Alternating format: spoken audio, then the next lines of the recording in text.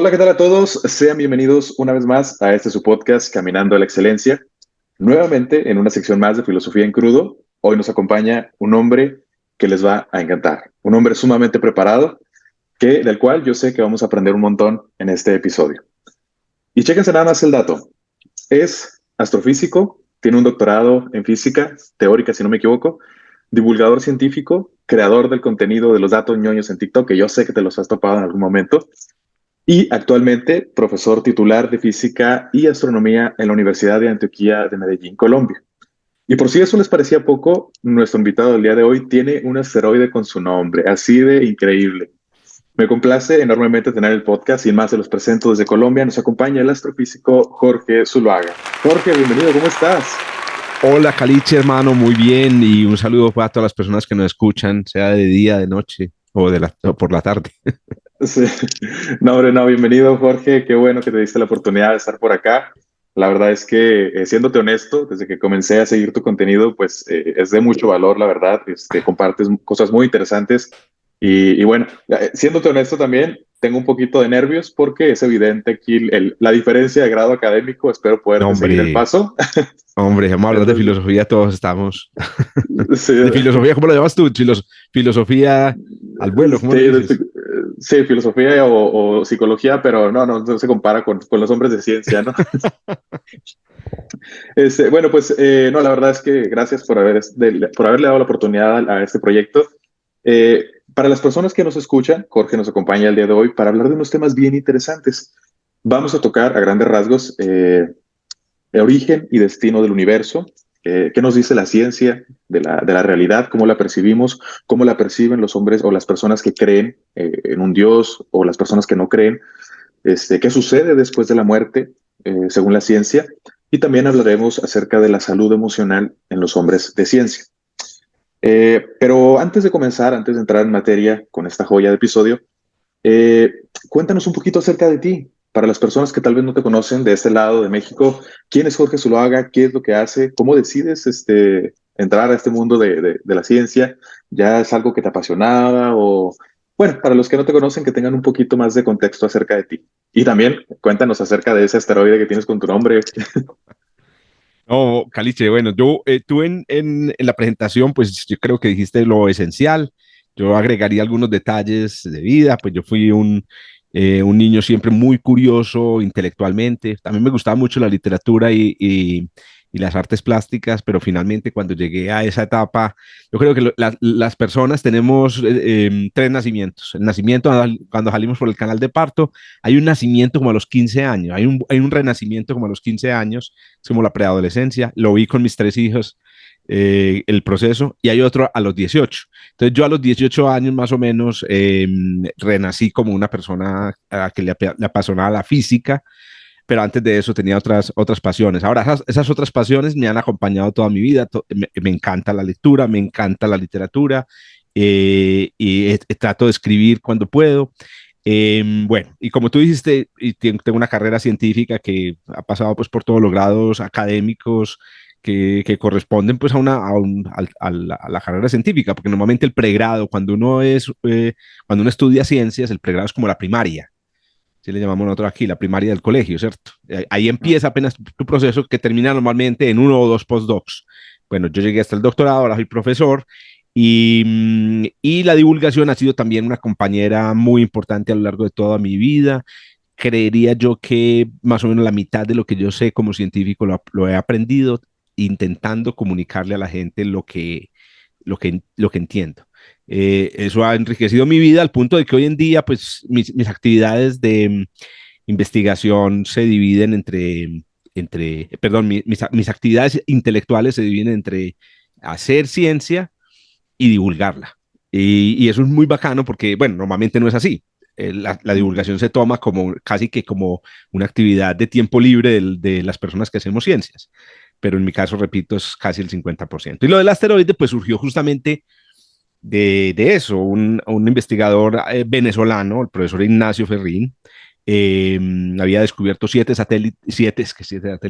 asteroides con uno de sus estudiantes en Venezuela en la primera década de los 2000 y cuando conoció lo que estaba pasando en Medellín en temas de investigación, de divulgación y de docencia, muchos de esos temas en esa época giraban alrededor mío, porque yo era como el que jalonaba estas cosas. Bueno, no era la única persona, pero sí por lo menos las tres cosas juntas. Entonces le impresionó mucho y decidió darme ese beneficio maravilloso de tener el nombre de uno de sus asteroides, de los asteroides descubiertos por él, como Jorge Zuluaga.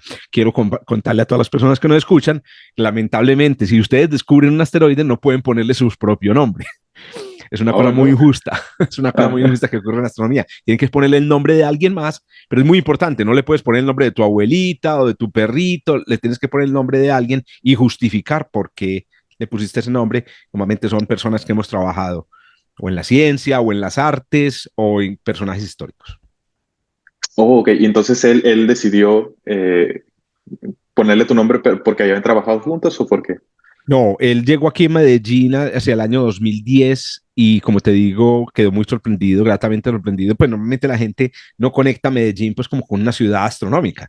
No es Ujú. como pues uno se imagina, incluso Ciudad de México para nosotros es una potencia astronómica mundial. Hay mucho, pues la UNAM tiene un gran departamento de astronomía, inclusive en México también está Puebla y está Baja California o las poblaciones, digamos, cerca de Baja California. Para nosotros esos son los lugares donde hace astronomía y lo mismo uno piensa en Chile y uno piensa en Alemania, pero Medellín, y eso fue lo que le pasó a Ignacio, llegó a Medellín y se dio cuenta que se hacía mucha astronomía y astronomía de muy buen nivel. Y eso fue lo que le dijo, bueno, y este señor tiene que ver con la divulgación, tiene que ver con el pregrado, porque creo que tú lo mencionaste o no lo mencionaste. En Colombia no había pregrado en astronomía. Y yo fui uno de los fundadores del pregrado, entonces todo eso pues le pareció a él pues que ameritaba ese honor. Wow. No, qué fascinante. Y bueno, ahorita que comentabas acerca de la divulgación, los hombres bueno, en este caso como tú, que te dedicas totalmente de lleno a esto, la forma de divulgar la ciencia, ¿lo haces de forma, como dijiste, es más como un hobby o también te lo estás tomando muy, eh, pues sí, muy serio? Sí, es una cosa triste porque la divulgación, efectivamente, como acabas de decir, como había señalado más temprano, no se considera eh, una actividad profesional en la ciencia. Es más, debería Ok. existir una carrera, o por lo menos las personas que estudiamos ciencias deberíamos tener una parte de nuestra formación dedicada exclusivamente a la comunicación pública de las ciencias. Entonces, todas las personas que hacemos divulgación hoy en día profesionalmente, yo me considero un profesional de la divulgación científica, a pesar de que no tenga títulos, porque hago divulgación y porque incluso he realizado trabajos científicos alrededor de la divulgación. Eh, Sin embargo, somos personas que lo hacemos inicialmente es utilizando parte de nuestro tiempo libre. Es increíble. O sea, Ujú. yo hago un descubrimiento o yo escribo un artículo científico que van a leer 4 personas, porque así son los artículos científicos. Ujú. Y no me siento, estoy hablando de como el estado general de todos los científicos y las científicas del mundo, no me voy a sentir yo con la responsabilidad de comunicarlo. ¿Cómo no voy a comunicarlo? ¿Cómo le voy a sacar el tiempo, como tiempo libre a eso, cuando debería ser parte del trabajo? Entonces ahí es donde, digamos, como les digo, personas como yo, lamentablemente lo que hacemos es utilizar nuestro tiempo libre cuando deberíamos incluirlo como parte de nuestro trabajo. Repito, en mi caso no, porque yo más o menos el 50% divulgo, 50% hago investigación. Ah, ok. ¿Y cómo es que llegas a TikTok? Porque bueno, yo te conocí con los datos Increíble. ñoños, sí, y me pareció realmente fascinante porque al principio yo tenía mucha resistencia en usar TikTok, para empezar, Claro, TikTok, porque sí, yo no subo contenido a TikTok, pero comencé a consumirlo porque bueno, la resistencia que tenía era por cómo nace TikTok, ¿no? Lo que sí, se sí, compartía. inicialmente. Entonces empecé a, digamos, a educar al algoritmo y me empezó a salir contenido de más valor, o bueno, el que yo consumía. Y fue como di con tus videos y la verdad pareció fascinante, o sea, ese formato. Y ahorita creo ya no subes, ¿no? Dejaste de subir por un tiempo. Pero ¿cómo es que llegas ahí a TikTok? Sí, yo tengo, como te digo, 2 hijos y una hija. Y fue a través de mi hija que conocí TikTok. Me di cuenta que existía TikTok y del impacto que estaba teniendo TikTok en las nuevas generaciones. Y entonces alguna vez tenía necesidad de hacer una promoción de un curso que iba a dictar, curso divulgativo que iba a dictar, y dije, bueno, ¿por qué no hacemos la promoción en TikTok? Grabemos unos videitos, contemos unos daticos. A mí me gustan mucho los daticos así, que Sí. son como curiosidades científicas muy puntuales. Y entonces, y yo tengo pues esta tendencia a ser, ¿cómo se dice? Muy histriónico. Me gusta casi que actuar. Mis conferencias son casi Ujú. actuaciones. Bueno, aunque no tengo ninguna capacidad profesional en ese sentido, pero bueno, es también un poco idiosincrásico. Bueno, y entonces monté los videitos y empezaron a gustar. Y ustedes saben cómo funcionan las redes sociales. Las redes sociales son un mundo, como tú lo dices, inclusive lleno de cosas que uno dice, esto no es lo mío, Bueno, pero también está lleno de cosas increíbles. Yo descubrí en TikTok un mundo de gente muy creativa, incluso sé que hay personas que hacen contenido para TikTok, les expreso mi mayor admiración, incluso independiente de cuál sea el contenido, porque es que yo sé que para montar un video en TikTok que tenga una respuesta emocional de las personas que lo escuchan, se necesita un trabajo. Eso fue lo que aprendí. Entonces, un saludo para esas personas y les digo que mi admiración total. Ahora, ¿qué sucede? Con el tiempo empieza a ocurrir que, pues tú dices, o me dedico a esto o sigo ajá, trabajando. Porque es que hacer un videito de un minuto, cuando yo usaba TikTok o cuando monté mis videos de datos ñoños, era un minuto. Hoy en día sé que ya es más largo. Y entonces yo grababa media hora y después tenía que dedicarme por ahí media hora o una hora a editar, y eso que mis videos son súper sencillos, por eso es que admiro a las personas. Y entonces yo dije, bueno, ¿qué hacemos aquí? Entonces siempre he tenido este dilema de que esto toma mucho tiempo y yo sé que hay mucha gente que le dedica a eso profesional. Por eso no volví a montar otros videos, o por lo menos lo hago muy esporádicamente, pero por allá llegarán alguna vez otros datos ñoños. Ahí quedaron los que monté, que fueron como unos ahí, 30 videitos con sus daticos sí. que son Eh, interesantes. Sí, no, sí, la verdad es que sí, muy buenos. Y Me yo alegra aseguro mucho que de todas maneras que haya servido para que nos contactemos. sí, sí, cómo no. Y yo aseguro que este va a ser un podcast bastante ñoño. Este, bueno, pues entonces, si te parece, entramos en materia. Ya entremos en materia. Bueno, si bien es cierto, el ser humano tiene una gran habilidad para adaptarse a situaciones, para crear desde tiempos primitivos. Incluso se las ha arreglado para darle sentido a aquello que no comprende, ¿no? Creando deidades o dioses que cubran ese espacio vacío donde el humano dice, pues no sé, o ya no pude entender más. Entonces, bueno, pues este episodio nace como una inquietud que tuve. No sé si recuerdas que ahí por mensaje te platiqué que hace ya un par de meses leí el libro de La teoría del todo de Stephen Hawking. Y fue un libro que emocionalmente me dejó un poco movido. Es un ensayo corto, pero me dejó un poco movido porque me di cuenta de la cantidad de cosas que yo ignoraba acerca del universo, de su origen, de su destino, y me voló la cabeza. O sea, fue realmente fascinante, Qué nota. pero te digo, me dejó un poquito movido emocionalmente. Qué Entonces, bueno. pues, No es sí, o normal. sea, No es normal con la divulgación técnica que ocurren esas cosas. Entonces, muy bueno. Va. sí. Entonces, bueno, origen, destino del universo, ¿qué nos dice la ciencia acerca de esto? ¿Qué será? ¿Seremos un accidente cosmológico, una creación de un ente divino? ¿Qué será? ¿Qué nos cuentas acerca de eso? Bueno, lo primero que hay que aclarar aquí es que la ciencia es un esfuerzo cultural humano muy interesante para develar los mecanismos de la naturaleza, que parte de unos supuestos que llamamos en la filosofía metafísicos muy fuertes y que compartimos la mayoría de las personas que hacemos ciencia. Uno de esos supuestos es la idea de que todo lo que ha ocurrido y ocurrirá tiene una causa natural. Una causa natural. Una causa natural es un fenómeno que también es causado por otra causa natural y así una cadena así infinita y que pone en funcionamiento el universo. Básicamente lo que estoy diciendo es que la ciencia, como principio metafísico fundamental, asume que no hay fuerzas externas al universo que rigen esos destinos. Entonces, con ese supuesto, la ciencia lo que hace es buscar como la cadena de causas que ha llevado a lo que estamos. Y hoy en día construimos lo que llamamos modelos y teorías sobre esas cadenas de causas. Entonces, yo estoy seguro que todas las personas que nos escuchan conocen la teoría del Big Bang, ¿cierto? Que es la teoría que es, digamos, que ha recibido la mayor... Ahora, esa cadena de causas y efectos que conocemos como teorías se basan o existen o son válidas mientras la evidencia las beneficie. Por eso a veces las teorías cambian y los científicos y las científicas decimos, listo. ¿Por qué? Porque la evidencia cambia y al cambiar entonces una teoría antigua, pues ya no. Pero no hay rollo, no nos aferramos, pues como no existe una verdad rígida en la ciencia. Lo que hay es una teoría o un modelo que se adapta a las evidencias. Y lo que tenemos de evidencias, que las hemos recogido utilizando métodos también tecnológicos de la ciencia, nos dice que el universo empezó en un estado increíblemente caliente y denso.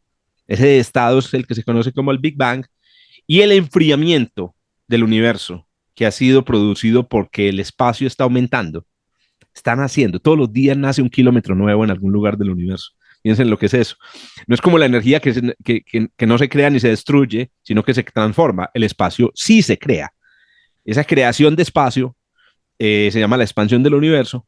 Y entonces el enfriamiento inducido por la expansión del universo ha llevado al universo de ese estado originario, muy caliente, muy aburrido, quiero mencionarlo, era un lugar, el universo del Big Bang, por mucho que Hawking y muchos divulgadores como yo lo pintemos como un lugar interesante, era muy aburrido comparado con el universo actual. Entonces, de ese espacio, de ese universo tan aburrido del Big Bang, hemos llegado a este universo fantástico con estrellas y planetas y civilizaciones inteligentes. Y bueno, eso es en resumidas cuentas, digamos, como el corazón de esta teoría. Ok. ¿Y el destino?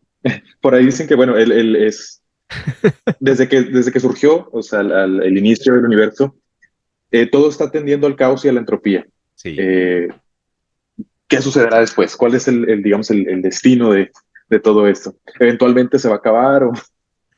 Y eso sin hablar Sí, en cuestión apocalíptica, ¿no? O sea, pero claro. todo tiene su principio y fin.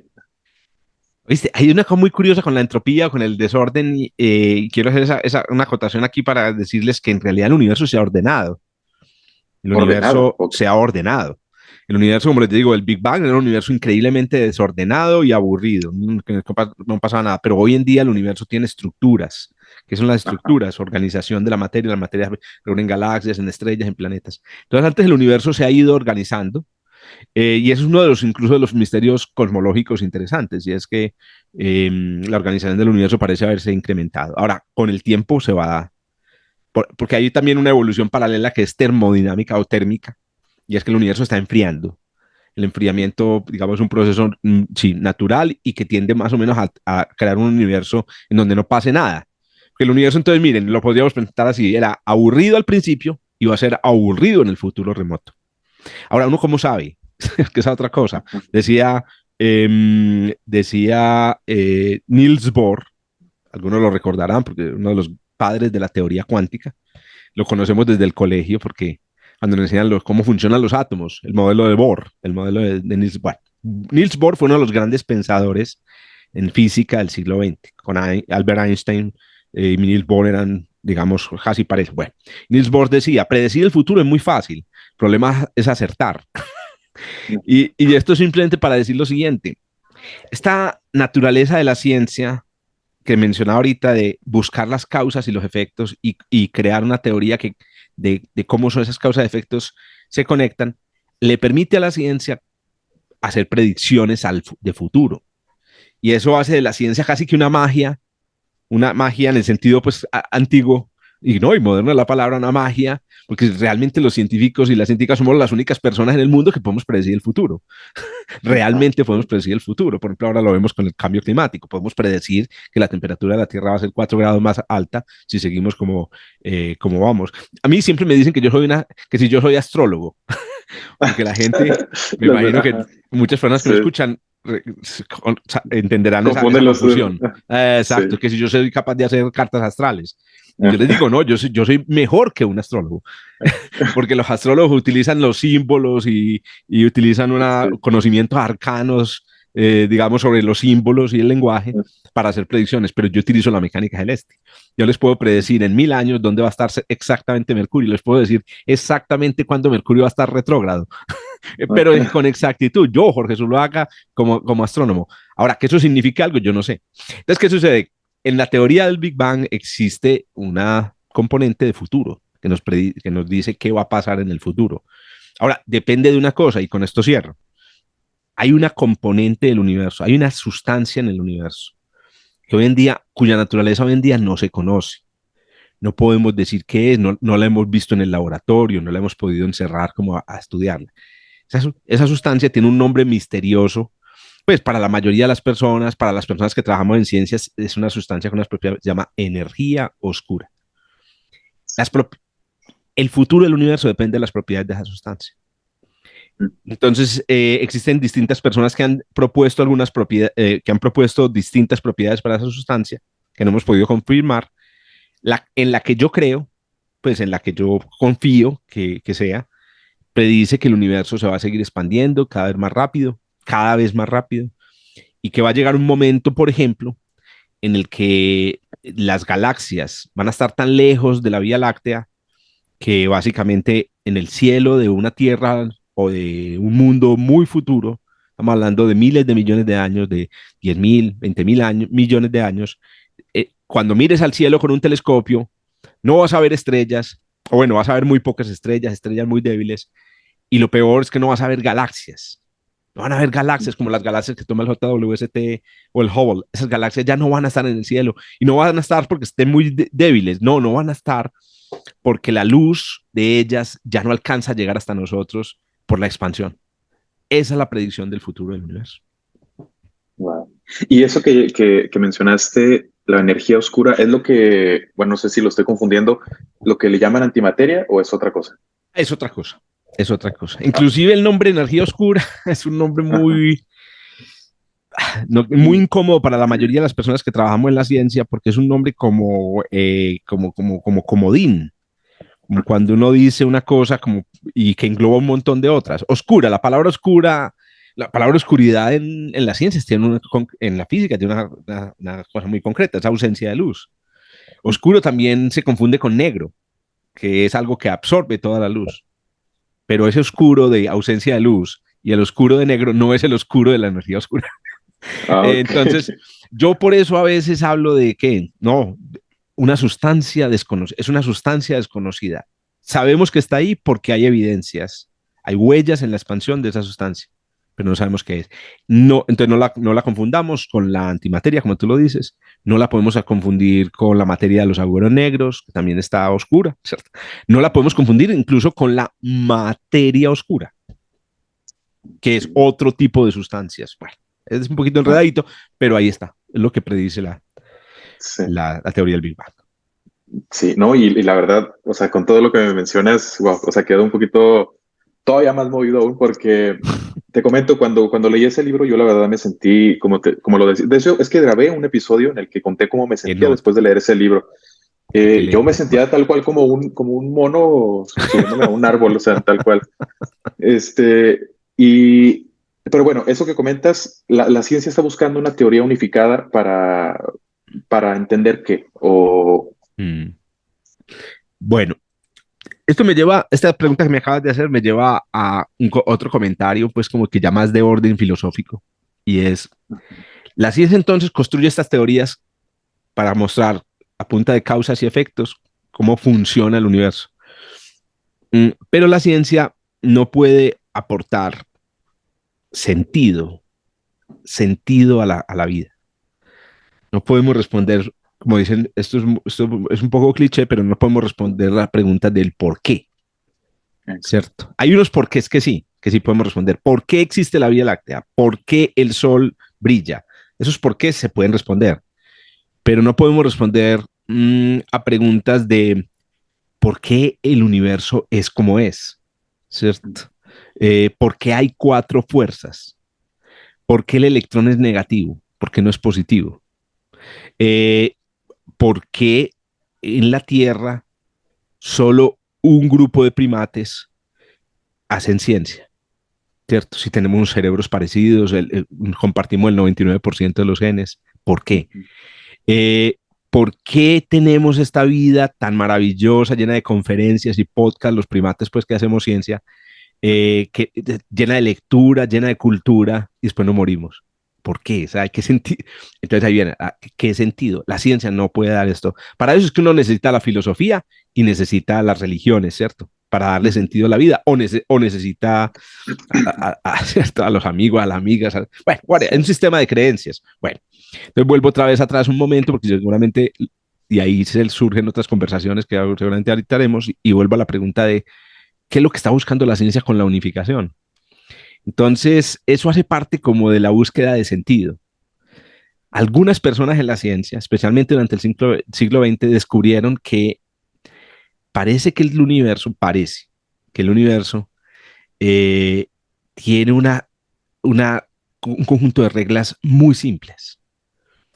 Es que podría ser muy complicado. El universo podría ser, imagínense, si ustedes creen en divinidades, en uno o varios dioses, el universo podría ser el juego de los dioses del Olimpo, por ejemplo, bien enredado, así como una especie de acertijo para los humanos. Vamos a poner esto bien enredado y que no sean capaces de descifrarlo. Y no, y no. Sea que lo que sea que haya creado el universo, tiene reglas increíblemente simples.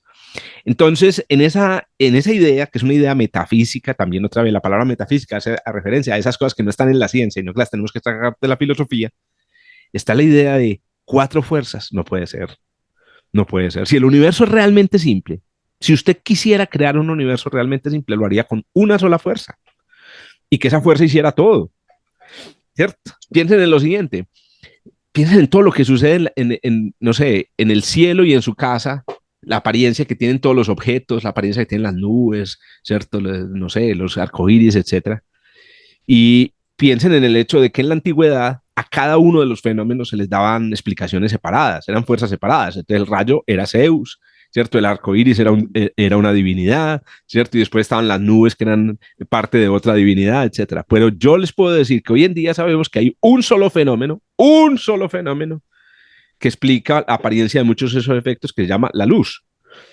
Entonces, esa búsqueda de unificar y de poner en muy simple es la búsqueda que estamos ahora haciendo detrás de esa unificación de las fuerzas.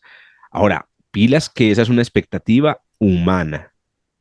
Yo, Jorge Zuluaga, físico teórico, efectivamente confirmo, yo hice un doctorado en física teórica, yo no creo que se pueda unificar en una sola cosa, que el universo a un nivel fundamental sí tiene una pequeña diversidad, varias cosas que explican la totalidad. Ok, wow. Eh, yo creo que, híjole, es que, bueno, volviendo otra vez al libro, te explico rápido. A ver. Me pareció realmente interesante cuando él asegura, no sé si ahorita la ciencia puede asegurar o negar que Dios existe. Eh, Hawking decía que él no, o sea, él no creía, él tal cual, pues, de hecho creo que terminaba uno de sus libros diciendo que Dios no existe y que no hay más sentido para eso, ¿no?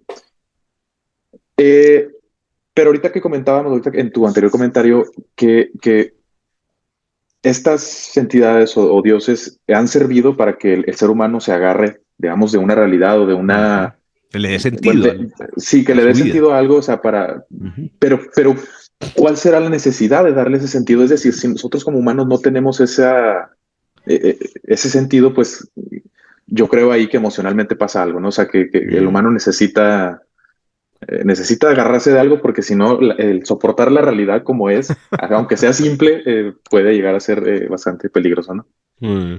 Sí, al principio, como seguramente la mayoría saben aquí, la divinidad, lo divino fue creado como una herramienta también muy, que entre comillas, muy prosaica.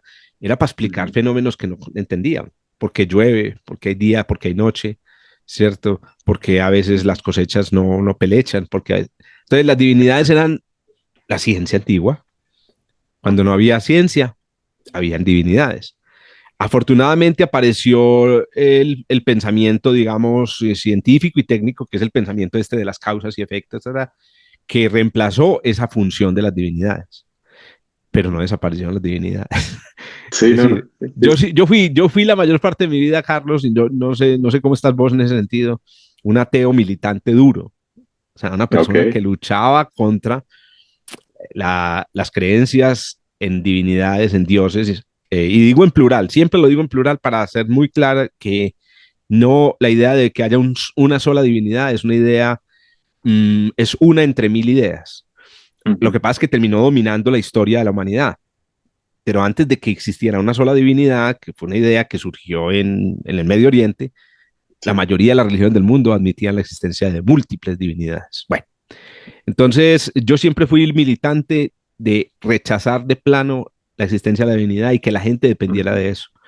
No sé si es que al envejecer he ido entrando en el proceso de pensar en el sentido Ajá. y darme cuenta de que efectivamente es un problema tan duro, tú lo dijiste, es un problema tan duro, la realidad es tan fuerte que definitivamente sí necesitamos un mecanismo. Y como les Ujú. digo, la biología molecular, las neurociencias, la cosmología, lamentablemente no están diseñadas para darle sentido a ciertas cosas. Entonces yo entiendo ya, hoy en día entiendo por qué tanta gente se inclina en esa Ujú. dirección, pero tú te hacías una pregunta muy concreta. ¿Por qué la gente lo hace? ¿Por qué Ujú. los humanos buscamos esas tablas de sentido, digamos, esas fuentes de sentido? Yo no sé, yo he trabajado y he sido estudiante de gente experta en teología y les he hecho la misma pregunta, ¿por qué la gente? ¿Por qué y la verdad es muy difícil rastrear, pero parece ser, ojo, parece ser, y esto lo digo ya más como científico, que es parte de nuestra naturaleza biológica. Es parte de nuestra naturaleza biológica, pero ¿qué es parte de nuestra naturaleza biológica? Y con esto termino mi reflexión. La existencia de conciencia, la conciencia de nuestra existencia, la conciencia de lo que pasó antes y lo que va a pasar después, que parece ser una característica muy humana, aunque esto también tampoco lo podemos asegurar que no lo tengan los elefantes o que no lo tengan las termitas. Esa conciencia, la conciencia de nuestra propia existencia y la existencia de los demás, nos, nos introdujo además la necesidad del sentido. Tal vez un gato, Ujú. yo tengo 3 gatos, ellos no Ujú. tienen, tal vez como tienen una conciencia diferente. Yo soy una de las personas que en su sistema de creencias cree que los gatos también son personas y tienen un sentido de la vida y tienen apegos y bueno, pero tal vez ellos no tienen ese nivel o tienen la forma de conciencia que tenemos los humanos y tal vez ellos no tienen esa necesidad de sentido. Los gatos tal vez son ateos todos. Yo no lo había Sí. pensado, pero tal vez los gatos y los perros son ateos. O tal vez para los perros, y voy a decir mencionar, tal vez para los perros los dioses seamos nosotros, ¿cierto? Ajá. Pero creo que la búsqueda de sentido es una cosa biológica, man. O sea, Sí. que no es una cosa, que no es un capricho como el que yo pensaba que cuando era un ateo militante, que no es un capricho de ignorantes. Eso es lo que yo Ajá. pensaba. Ah, acaben con eso, eduquen a la gente para que no busque sentido. No, Sí, no, no, no. no, no, no, no, no va a ser No, posible. y sí, y fíjate, interesante, en Ajá, psicología, bueno, existen los mecanismos de defensa, ¿no? claro. Y estos entran de forma inconsciente cuando la mente necesita protegerte de algo. Pero cuando tú eres consciente de estos, se convierten en una estrategia de afrontación. Entonces, la cuestión de creer en algo, en mi caso, yo también te comparto, yo antes era pues creyente, fui cristiano durante mucho tiempo, pero poco a poco, nunca fui una persona que se casara radicalmente con las ideas, siempre Sí, fui muy preguntón, siempre con muchas exacto, dudas. escéptico. Y actualmente llegué pues, a utilizar una estrategia de afrontación. Las preguntas que me hice me llevaron a un punto en el que dije, híjole, no, o sea, estoy dudando demasiado. Entonces decidí dejar de creer, o sea, fue una decisión. Sí. Bueno, más bien decidí optar por ser Y ya agnóstico, es decir, grande, no. y ya Sí, grande, sí, de ya hecho, adulto. de hecho, de hecho Mm, tiene creo que un par de años apenas. correcto. Entonces, pero lo hice como una forma de evitar sufrir, por así decirlo. La cuestión de creer en Dios me resultaba más dolorosa que no creer. O sea, porque yo decía, bueno, o sea, a como estoy observando el universo, el caos, la entropía, o cómo se dan las cosas, cómo es la realidad, yo prefiero no creer, porque si no, o sea, me siento hasta un poco resentido, o sea, si existiera, ¿no? Pero bueno, al final de cuentas yo en las conferencias que daba, los cursos, les decía a la gente, busca lo que sea adaptativo para ti. Es decir, hay gente a la que le funciona muy bien ir a la iglesia, ser creyente, hay gente a la que le funciona no ir, hay gente a la que le funciona diferentes cosas, entonces ir a terapia. Entonces busca lo que sea adaptativo para ti, la forma en la que tú pues puedas digerir Lidiar. la realidad. Ujú, Exacto, ujú. sí. Entonces tú antes eras militante ateo y Sí. ahora... ¿Qué te consideras ahora? ¿En qué estás? No, ahora no me considero militante, pero sí soy ateo. Eh, Ok, Porque eso también se lo he dicho a muchas personas. Alguna vez estuve también en un debate con una teóloga y yo trataba de aclararle a todas las personas que estaban ahí. Yo estoy seguro que la teóloga lo sabía porque normalmente las personas que estudian teología son personas que han reflexionado de forma profunda sobre el significado y el sentido de la divinidad, etcétera. Es que la respeto mucho. Entonces, en esa conferencia yo les decía, si bien la ciencia, por definición, no puede darte sentido, no te da sentido, y no puede responderte todas las preguntas hasta que no tengamos evidencia. Por ejemplo, la pregunta de qué hay después de la muerte. exacto. Cierto. La búsqueda de respuesta científica a esa pregunta, yo pienso que es una traición a la ciencia, traición al sentido de la ciencia. La ciencia, mientras no pueda eh, mandar una sonda a ese supuesto mundo más allá de la muerte, pues no puede dar respuestas. Entonces la ciencia dice, no, no se sabe. Bueno, el caso es que, aunque la ciencia no tiene el propósito de dar respuesta a todas las preguntas y lo único que busca es crear teorías y modelos para estas cadenas de causa y efecto, la ciencia sí puede funcionar como inspiración para darle sentido a tu vida.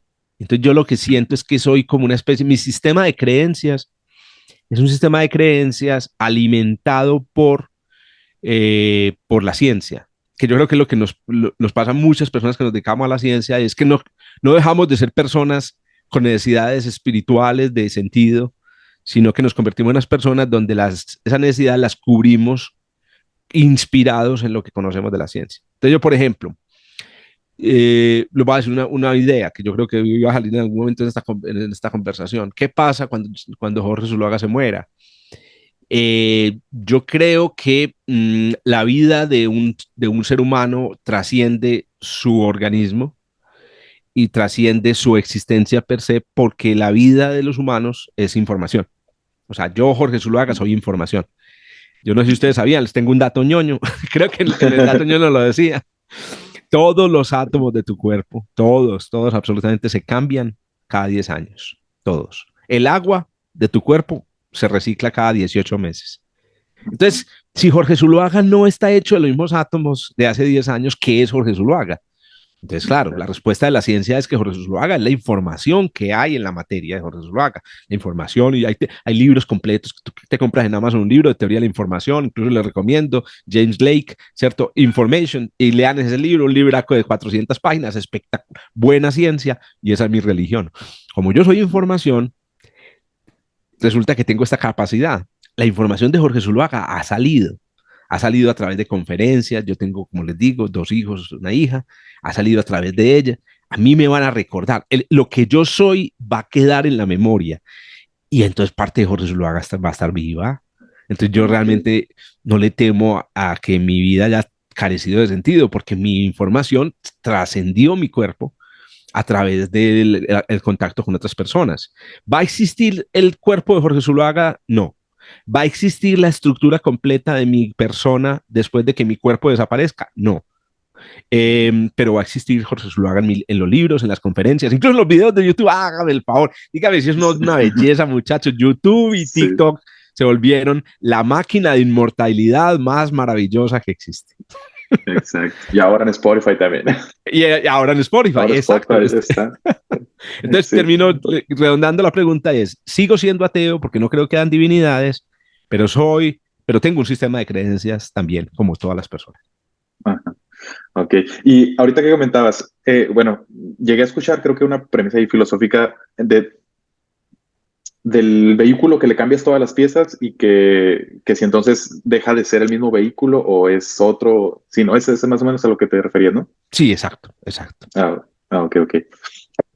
Bueno, ok, y de hecho ahorita con este comentario que hiciste, te brincaste al siguiente tema que íbamos, que era qué nos dice la ciencia sobre la muerte. Entonces, ¿la ciencia no está enfocada en entender qué pasa después de la muerte o...? Mm, te cuento, les cuento a todos que a mí se me murió un hijo el año pasado. El año antepasado ya, pues ya es 2024, me murió un hijo. Es una de las experiencias más terribles que puede vivir un ser humano. Bueno, todas las muertes son horribles, pero la muerte de un hijo es increíble porque es un contranatura. ¿cierto? Se supone que los hijos entierran a sus padres, pero para decir un término maluco. Bueno, entonces la experiencia me llevó a explorar ese tema, especialmente por mi esposa, pues fue la que, digamos, empezó a explorar el tema de la vida después de la muerte, porque claro, como seres humanos nos da muy duro la idea de que una persona que de repente existía ya súbitamente ya deja de existir.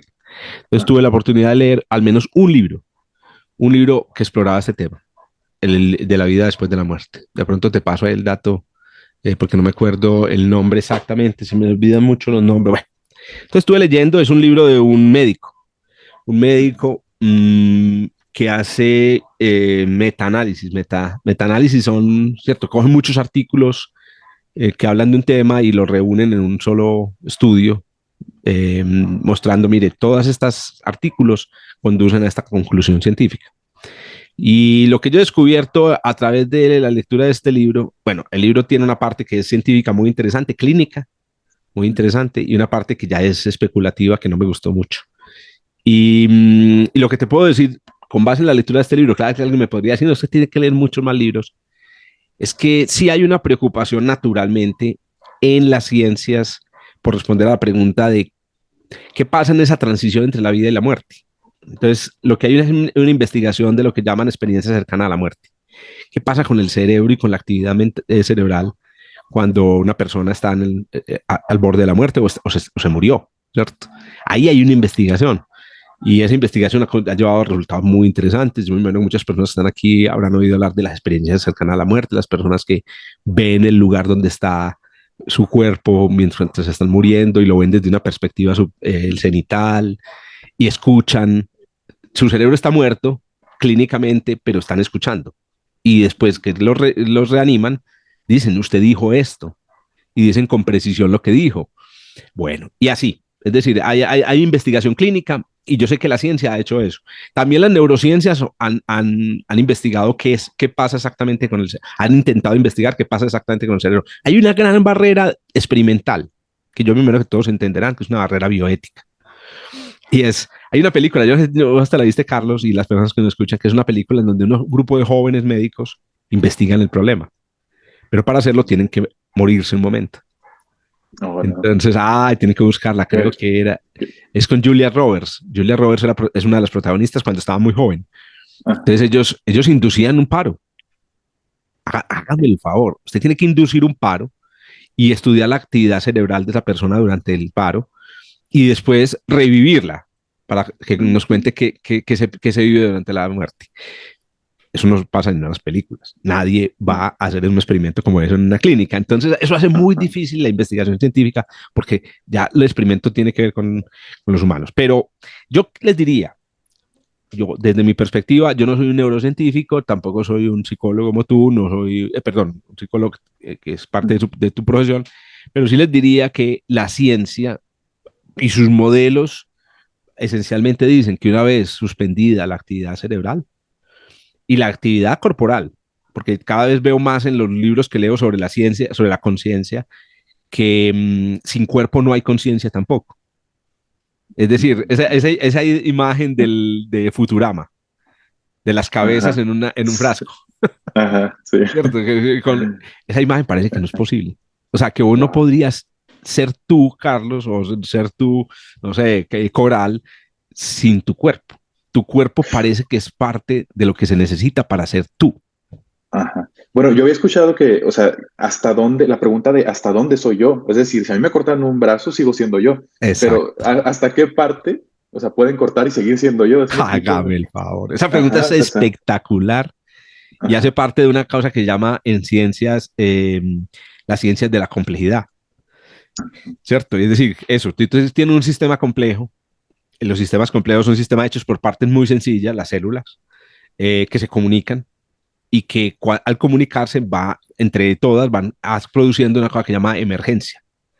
El ejemplo más clásico de la emergencia es el de los cardúmenes o las bandadas de aves, ¿cierto? Un cardumen, por ejemplo, de peces perseguido por delfines se comporta de maneras que uno diría, pero ¿en qué momento los peces saben qué hacer? Eso, y resulta que no, cada pez es muy estúpido, pero sigue al día adelante. Y entonces la complejidad. Entonces la complejidad dice, ¿cuántas aves se necesitan para hacer una bandada? ¿Cuántos peces se Ok. necesitan para un cardumen? ¿Cuántas neuronas se necesitan para pensar? Eh, y te cuento, no hay respuesta. O sea, no hay respuesta. Pero lo que sí creo que empieza a ser una, digamos, una cosa que común a todas las personas que trabajan en el mundo de las ciencias de la conciencia, es que la conciencia es un asunto distribuido por todo tu cuerpo, ¿cierto? Es decir, lo que quiero decir es que por mucho tiempo hubo una teoría cerebral de la conciencia, una teoría que vamos a decirla más bien computacional. Los humanos somos computadoras, el procesador está dentro de nuestro cráneo, todo lo demás no importa. Todo lo demás está hecho para darle vida a ese computador. Y parece que la cosa no es así.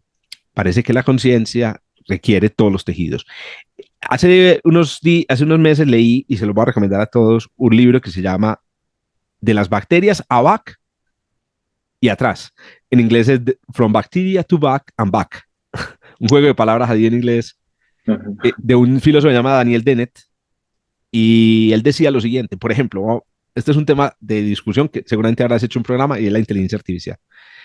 ¿Alguna vez seremos capaces de construir una máquina que tenga la experiencia y la conciencia de un humano? Podemos construir máquinas que sean capaces de hacernos recomendaciones de viajes, incluso de escribir Sí. poemas, pero una máquina que se enamore, una máquina que diga, yo existo. Y entonces Daniel Dennett decía, yo soy escéptico, porque para llegar a ese punto, la máquina tiene que tener un cuerpo. Y aunque le podamos poner un cuerpo ahí con cosas de motores, etcétera, ese no es el cuerpo que desarrolló, por ejemplo, Homo sapiens, que ha desarrollado Homo sapiens o que han desarrollado los gatos, que es un cuerpo que creció con su cerebro. Entonces, ahí hay un gran escepticismo. Termino diciendo entonces lo siguiente. Para mí, el consenso en la ciencia es, tu cuerpo se muere, tu cuerpo completo se muere tu cerebro y deja de existir tu conciencia. Exacto. Ok. Wow. Y esta conclusión a la que llegas, digamos, es a la que llegan muchos, No tengo la respuesta. en ciencia o es nada más tuya. Esa es la conciencia, Digamos, es, esa es la idea, es yo estaría, pongo la mano en el fuego, porque esa es la teoría o la idea que hay en las más teorías aceptada. científicas sobre el cerebro, sí, sobre el Ok. cerebro y sobre el cuerpo. Pero les repito, no quiere decir que una teoría científica sea una teoría de sentido.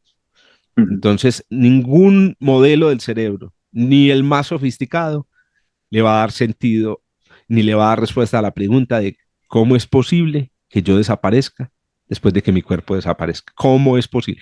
¿Qué sentido tuvo toda mi existencia si yo desaparezco? ¿Qué sentido? No, eso no lo vayan a buscar en los libros de neurociencias.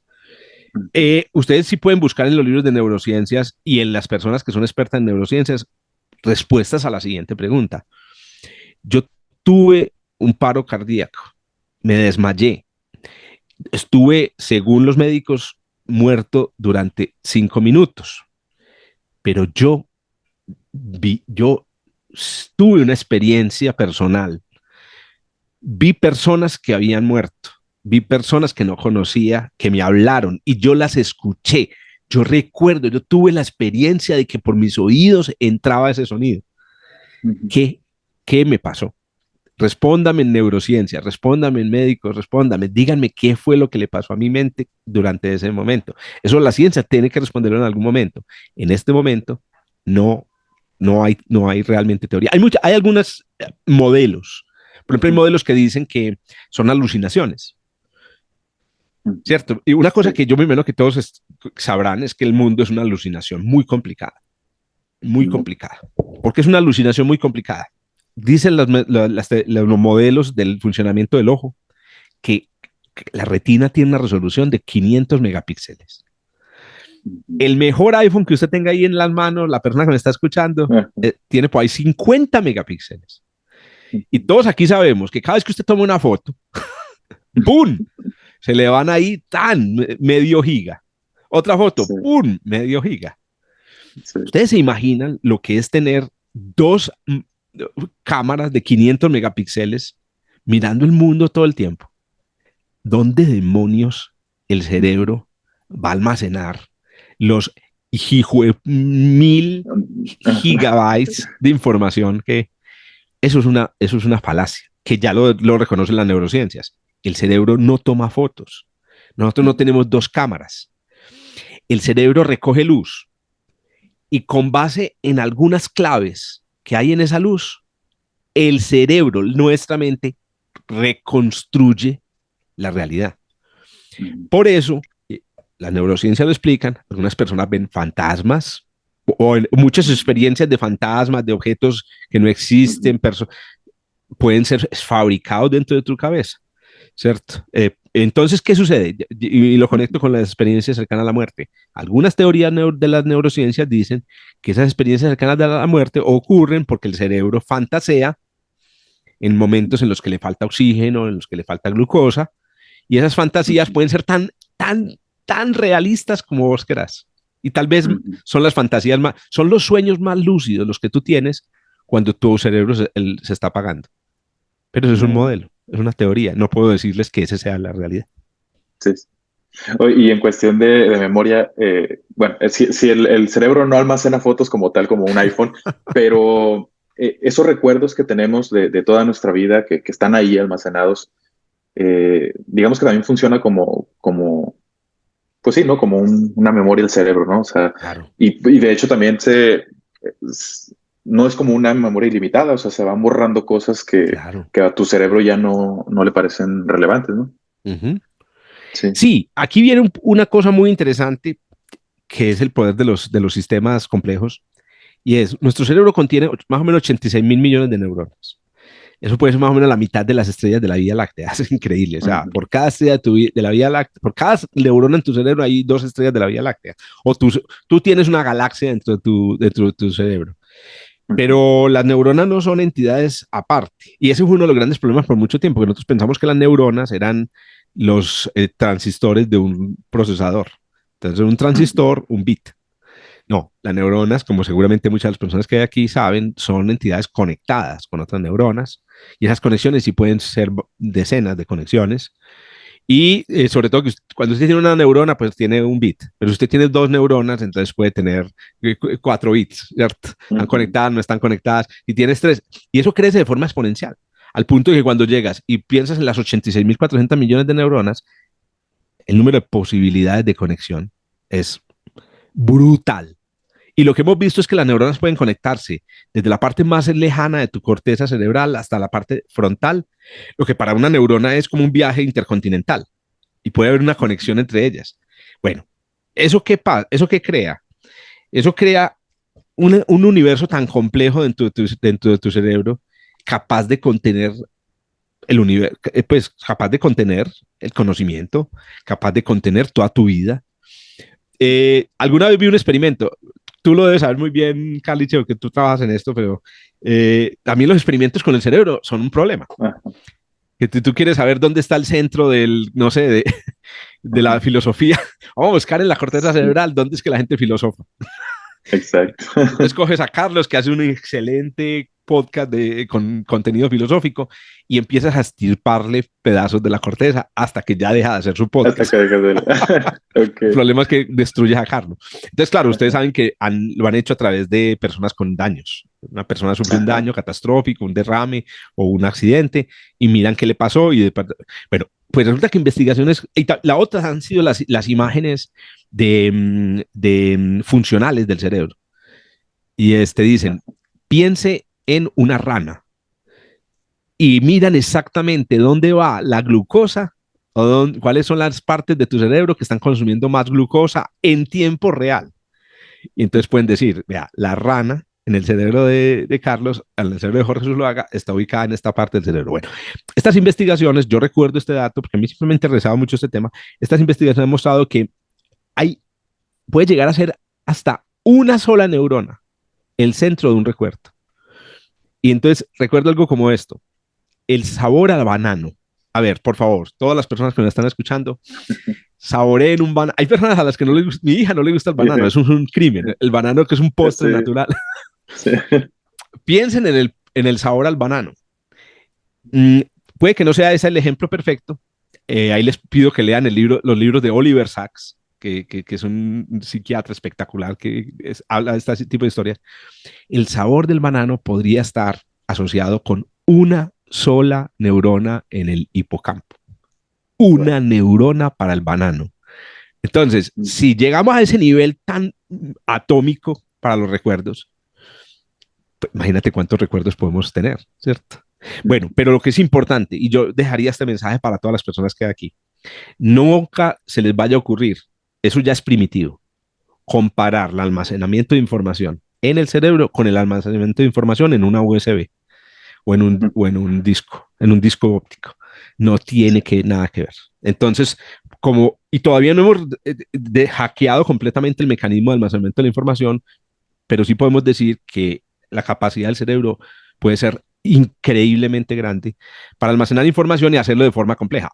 Otra cosa que quiero que les recuerde, que quiero recuerden siempre. Nosotros tenemos una especie de, a ver, Galicia, ayúdame a pulir esta idea, de imagen del mundo y de la vida como cinematográfica. Ok, como en primera persona, De observando, una ¿no? O sea, película, exacto. ajá. Nosotros dijimos, es como cuando yo recuerdo, por ejemplo, a ver, déjeme, yo tengo un recuerdo aquí, la fiesta familiar del 24 de diciembre del 2023. Para mí pasa una película por mi mente, ¿cierto? Bueno, no debemos confundir el hecho de que nuestra mente construye una película con el hecho de que el recuerdo sea una película, como que sea un pedazo de MP4, como que Sí. se reprodujo un MP4. No, no. Y entonces al admitir esas dos cosas, tú llegas a admitir de que la capacidad cerebral sí puede ser muy grande. Puede que lo que yo recuerde de ese 24 sea el sabor de la natilla. ¿Ustedes comen natilla, Sí, Carlos? sí. Eso. El sabor de la natilla, un olor que tuve y con 4 claves, mi cerebro reconstruye la película, ¿cierto? Por eso es que tenemos tan mala memoria. Por eso es tan complicado el derecho cuando hay jurados y testigos, porque es que se arman películas con base en cosas que pueden no ser ciertas. Qué pena, yo tan habladora, Caliche, hermano. No, no, no, es fascinante, la verdad. Yo estoy aquí muy entretenido. Oye, bueno, también para no quitarte mucho tiempo, vamos al último tema que era Vale, por supuesto. la salud emocional en los hombres de ciencia. Sí, señor. Ah, yo comenté en algún episodio a dónde nos lleva saber y a dónde nos lleva no saber. Cómo lidia un hombre de ciencia con la realidad. También escuché por ahí una frase que decía, quien aumenta su saber, aumenta su pesar. Entonces, observando mi día a día, a veces veo que las personas quizás más felices o más en el aquí y en el ahora son las personas que ignoran todo lo demás, ¿no? Y bueno, entonces por ahí va mi pregunta. Sí. ¿Cómo vas tú con ese tema? O sea, emocionalmente, ¿cómo te sientes? ¿Cómo es la salud emocional para los hombres de ciencia? Bueno, las personas que trabajamos en la ciencia estamos sometidas a un tipo de estrés que es muy propio, pues que es muy, muy único de la ciencia. Y es el estrés de la creación, que yo creo que es más parecido al de las personas que trabajan en artes. Mm. Y es que el estrés de tener que crear, de tener que sacar, porque claro, yo soy un científico, pero yo tengo, digamos, una colega, mi colega Lauren Flor, que sufre lo mismo.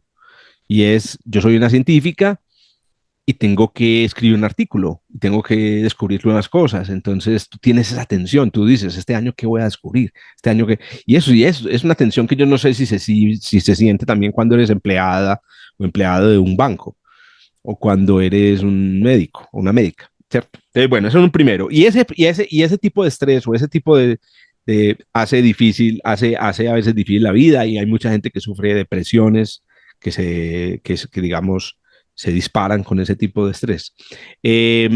Además, la ciencia tiene otro parecido con los deportes de alta competencia.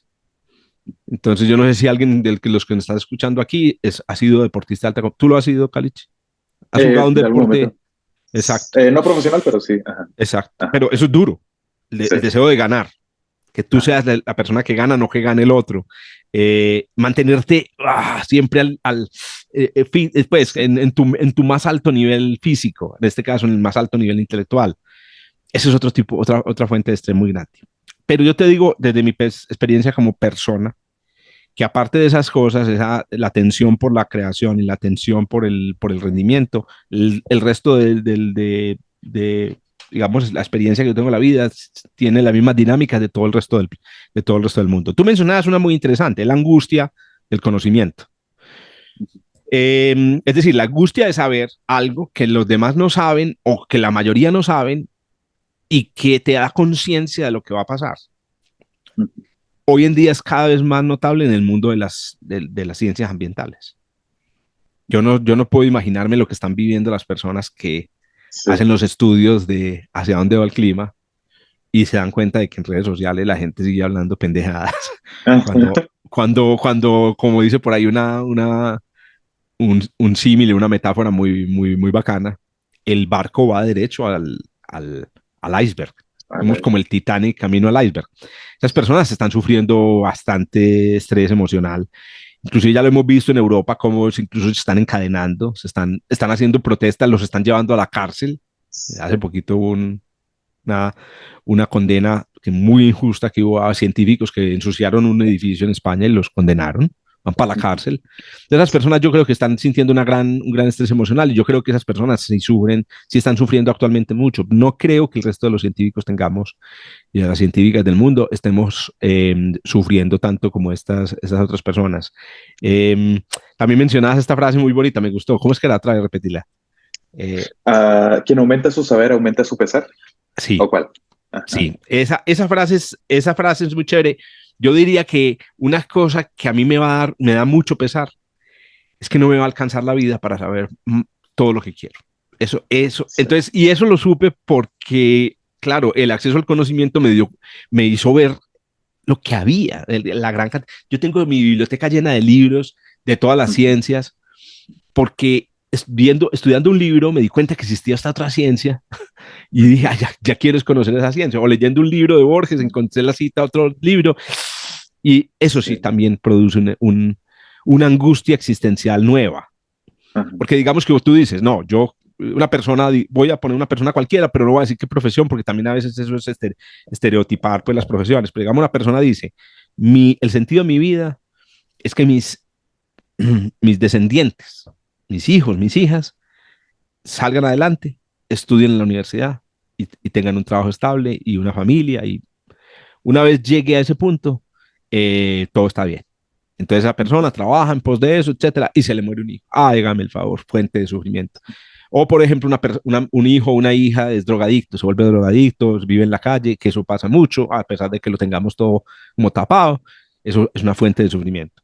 Pero si tú le agregas además a ese sufrimiento el hecho de que cuando tú trabajas en la ciencia, piensas, no, mi objetivo es saber más, leer todos los libros que quiero, poder hacer 2 o 3 doctorados, entonces es una fuente de sufrimiento extra. Y yo ahí Bien. terminaría con esta recomendación. Ignacio Ferrín, vámonos al principio del programa, que fue el descubridor de estos asteroides, uno de los cuales se llama Jorge Zuluaga, es budista Okay. y trajo el budismo a la universidad. Aunque él no pretende ser un maestro, cuando uno almuerza con Ignacio salen sus enseñanzas budistas, sus historias del maestro y el aprendiz. Y entonces yo a través de Ignacio he aprendido cositas de budismo, me he conseguido libros para aprender de budismo. Yo diría que el budismo actualmente es una de mis, como que decirlo, como una de mis fuentes eh, de elementos emocionales para lidiar con la realidad. Entonces, por ejemplo, el budismo enseña que el sufrimiento surge de las expectativas, ¿cierto? Es una de las grandes máximas del Ajá, budismo, sí, ¿cierto? ¿Cierto? sí, sí. Es lo que tú esperas, es lo que tú esperas, lo que te produce el sufrimiento cuando, si no esperas nada, si no tienes Sí. entonces tu carga de sufrimiento es muy difícil de aplicar.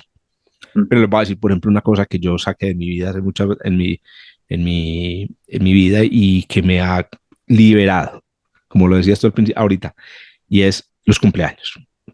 Es una cosa, yo sé que van a pensar que, que soy raro, e incluso mi familia me considera un bicho raro y odia que yo sea así.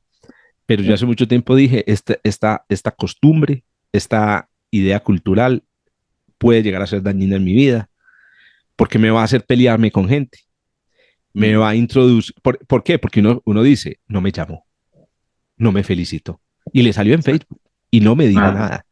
Esa persona no me quiere, si no me felicita el cumpleaños.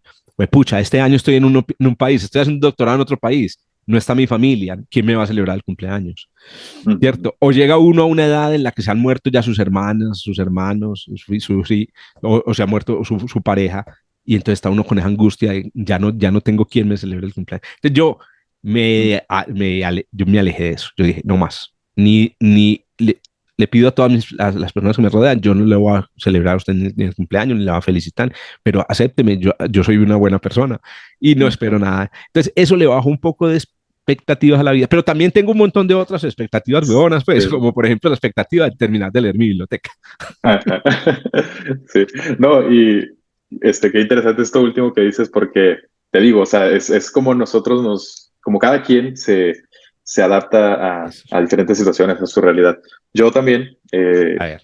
ahí te comparto, ahí sí tienes oportunidad. Normalmente mis filosofadas son cortitas, los episodios que tengo son cortitos. Uy, Hay uno que se llama renunciar a lo recíproco. Ese, ahí sí te qué da la bien. oportunidad de escucharlo. Es algo muy parecido, es igual soltar expectativas, soltar la necesidad del retorno, lo Ujú. llamo yo. Uy, sí. ¿Qué pasa? No mucho en sociedad de que alguien, buenos días, y la otra persona no le contesta el buenos días Y ya, y no tienen conflicto. boca, sí, conflicto. O sea, pero si tú lo das desde el querer darlo, sin la necesidad del retorno, pues dices buenos días y basta, ¿no? Pero bueno, va Qué más o menos bueno, también por ahí. me He gusta tenido el esa, concepto, esa, lo va a anotar.